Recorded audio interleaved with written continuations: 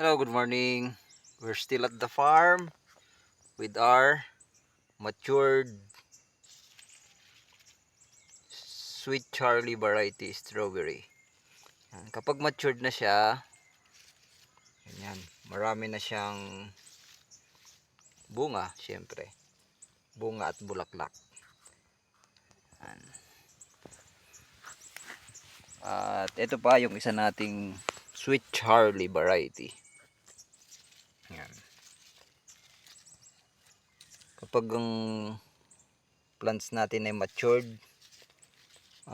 nakakapag-produce siya ng ayan, 1, 2, 3, 4, 5, 6, 7, 8, 9, 10, 11, 12, 13, 14, 15, 16, 17, 18, 19, 20, 21, 22, 23, 24, 25, 26, 27, 28, 29, 30.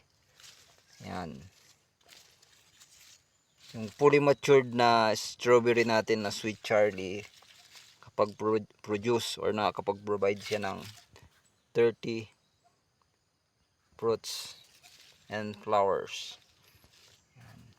Ito yung result after ng pinching or pagtanggal ng mga naunang flowers at after taking care of, syempre.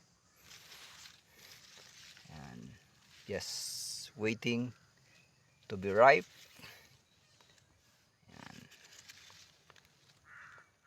There's a lot of flowers and fruits only here at my High Laguna. Thank you for watching.